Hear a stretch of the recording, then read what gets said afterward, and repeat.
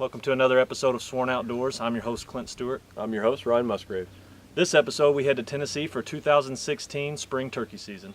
Clint was able to have some connections down there. That's where he grew up, so he was able to secure about 1,000 acres down there. It was all overcut, clear cut, so we weren't really knowing what to expect, so we drove down to Tennessee and we hunted it blind. So the action was good. It started out slow, so stay with us. Hope you enjoy the episode. Well, this is our luck.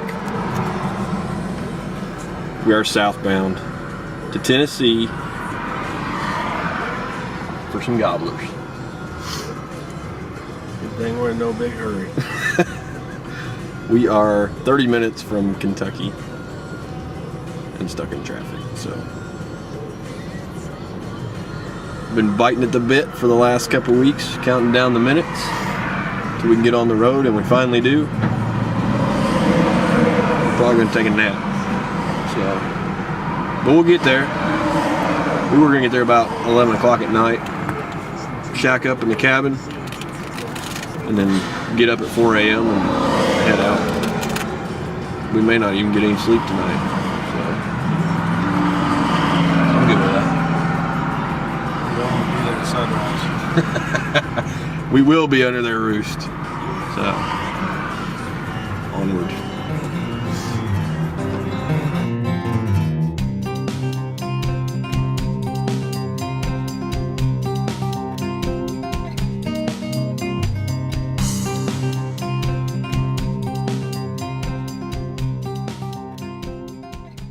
Well, we got into the field this morning. We woke up real early, tried to get in there nice and quiet. Not expecting the walk that we had. I think we climbed Mount Everest, but we finally got into the food plot that we had seen on the aerial photos. The landowner advised us he's seen hundreds of turkeys throughout the early season. So we set up in this food plot and got there just about daybreak, and we saw some turkeys fly down, but they flew away from us. So we sat here for a little bit, and we didn't really see anything, so we had to change our game plan.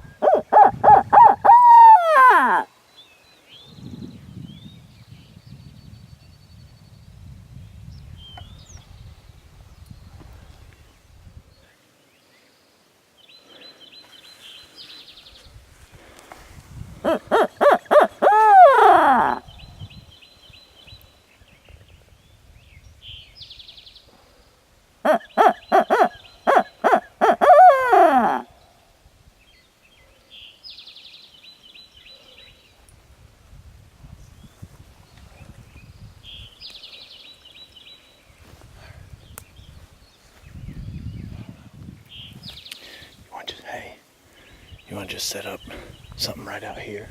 If we're going to set up a barn, I think we should probably set it up. Do you understand? That's what I would say. Because they're already used to it. Well, that's the highest point. Okay. Because if you sit down there, you're not going to be able to see up and over. Yeah. Okay. So look back there, we can see both sides. Okay.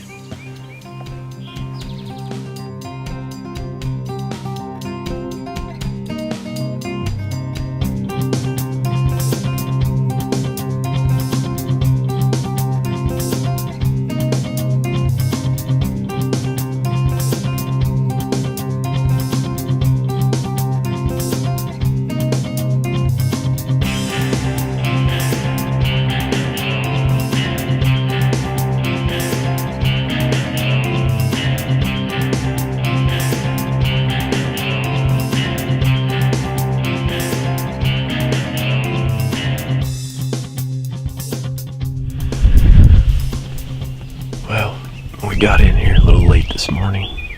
We didn't expect the walk to be as far as it was, but those mountains and hollers killed us. But we got back here and set up on this food plot, and we saw some birds pitch out, but we didn't know they were there, so we think they saw us set up our decoys and stuff, so they pitched away. We haven't heard a gobble yet, so, well, we heard one, and then we heard a gunshot, so other than that. But we got a tower blind, deer blind behind us. Clint's up in that videotaping. So we got our real life Tom, Ugly Thunder we call him, that Jason made, out there with our Avian X and a couple other hens. But we're gonna sit here and see what happens.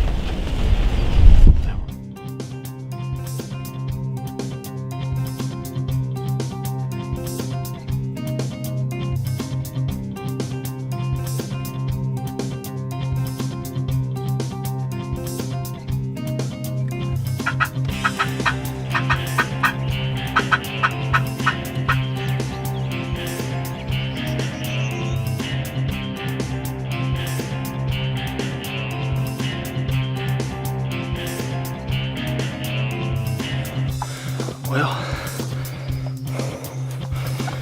it's about the steepest dang hill I've ever walked up.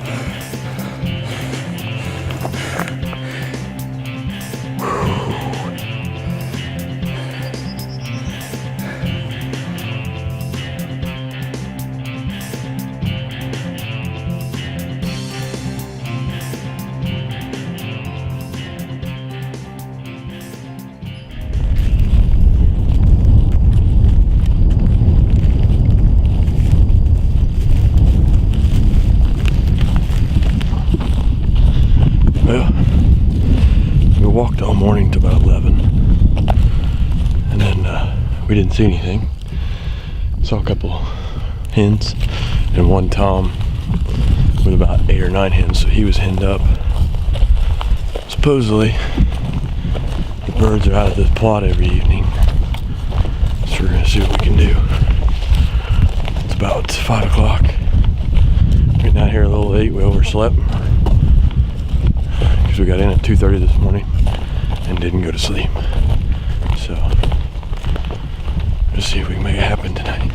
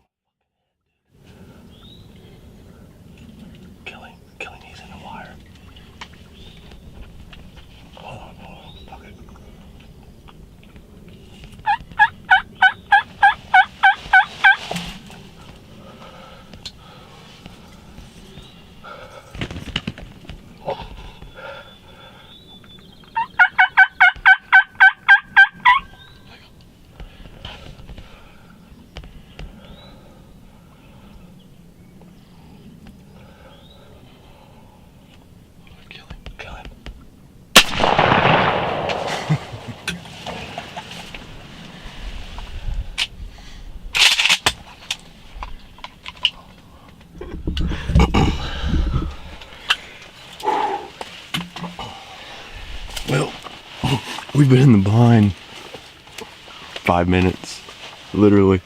We got our decoy set up. It's what, 5:30? Yeah, I think I just said it was like 5:24. We had 2 hours. We didn't even got the back doors zipped up. No, yeah. We got the windows all open, getting the breeze, trying to cool off and walk in. And I look back, and on the horizon, I'm like, did we drop a decoy? And then it moved, and I realized it was a big old tom up there on the hill with 2 hens. Those 2 hens are still back there, but man, he came running in to this life decoy that Jason built and just beat the crap out of it. He's gonna have to go to the refurbished ring now. So he was messing with it, fighting now. So we got fishing line hooked up to a pulley on that to move the fan, and he started getting tangled up in that and actually pulled the reel off of the blind. So he played with it, but they haven't been gobbling today at all, and so we got lucky. So we're gonna go out and take a look at this bird and maybe sit for a while. Maybe we can get another tom. Supposedly this food plot brings in a lot of birds in the evening to roost right here. So we saw some birds fly down from roost this morning from this spot, so that's why we came back. But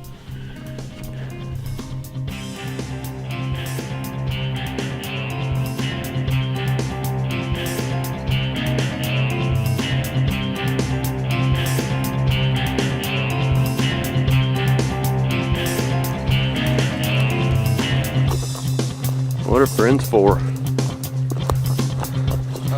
So what are friends for? Carrying my bird.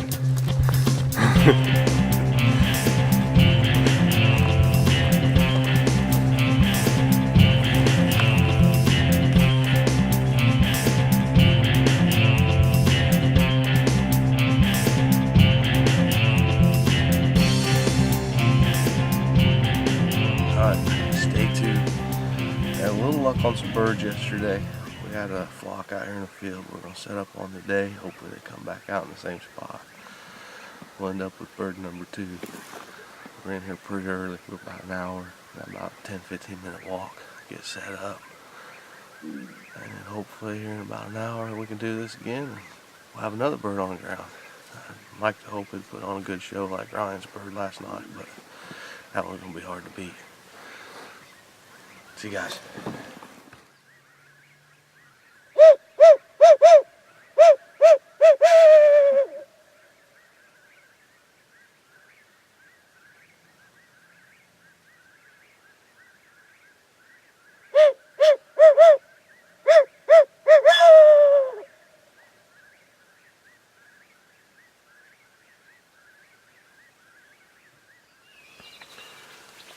it's about 10 after 7. We got it here perfect. This plot is where we saw a tom and 7 or 8 hens yesterday. It's about 9:30 when we saw him, so we heard a gobbler. He's gobbled about 8 times within an hour, so he's not going crazy, but now we haven't heard him, so we're sitting here being patient. That's about all we can do.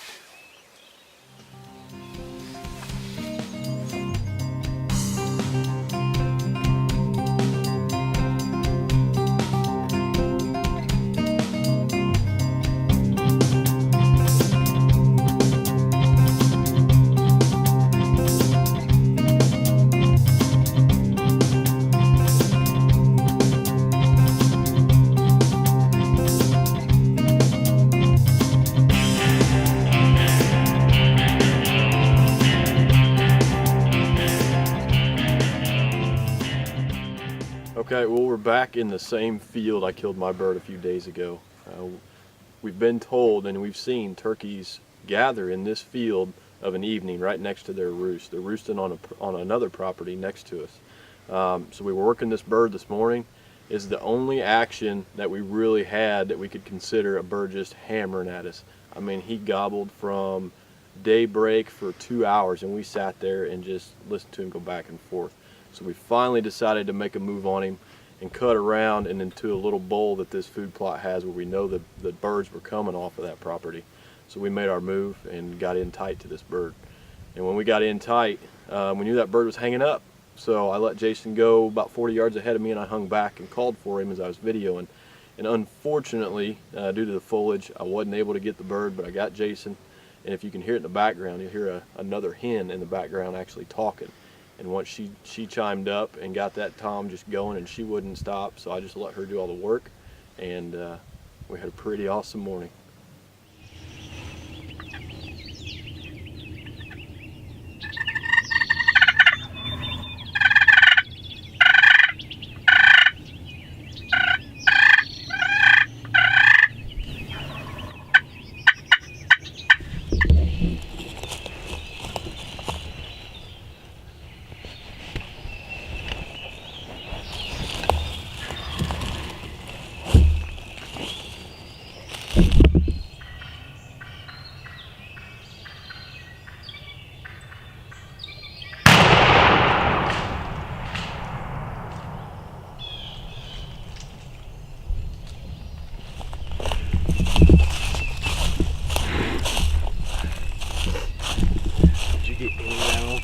Huh? Did you get the bird on film? I couldn't see the bird. Oh, are you serious? Yeah, I mean, I had it zoomed in the area, and I didn't want to move because of that hen back there.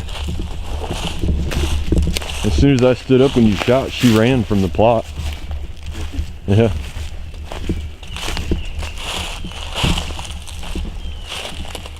Heck yeah! And the thing is, I wanted to get to like right here. Yeah. Man, he just like started gobbling. And it sounded like he was getting closer. So I thought, man, I better sit down here because it's kind of open. I didn't know exactly where he was.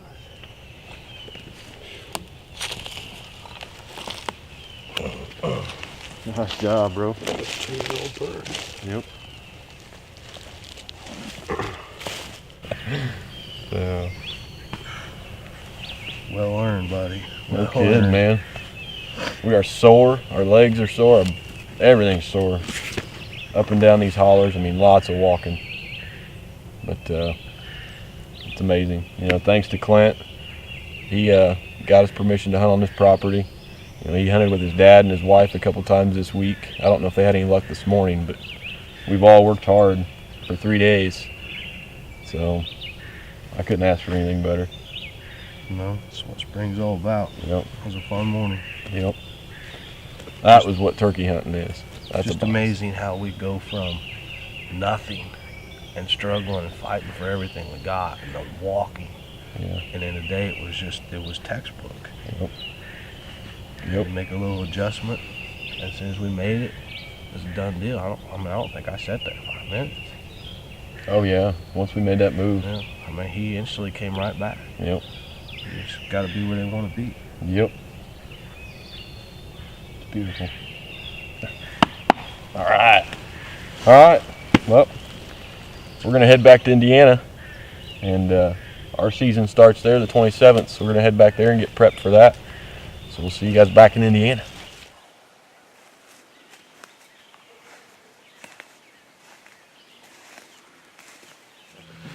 Well, I hope you enjoyed the episode. Like I said, it was tough hunting, but we did get it done. Jason and Ryan did a really good job, and we came out with some really good video, and more than anything, some really good memories. And that's what it's all about, is making memories with close friends and building those bonds that only the outdoors can provide. So we'd really like to thank our sponsors, Mako Outdoors, Habit Brand Camo. In my book, top notch. We really enjoy their camo and the relationship we have with them. And Sugar Creek Taxidermy, Jason Crew. Really enjoyed him coming along. He's a fun guy and he's really good at what he does. So if you need any taxidermy, he's the man to call if you're in central Indiana. Absolutely, yeah. We went down to Tennessee multiple times. 2 years ago was actually my first time in Tennessee, and when I killed my first bird. So a lot of good memories down there. That was with Clint also. So we have a blast. It's great terrain. It's just beautiful country. And so when we finish up this hunt, we're headed back to Indiana to kill some Hoosier birds. And that's some pretty exciting action too, so stay tuned.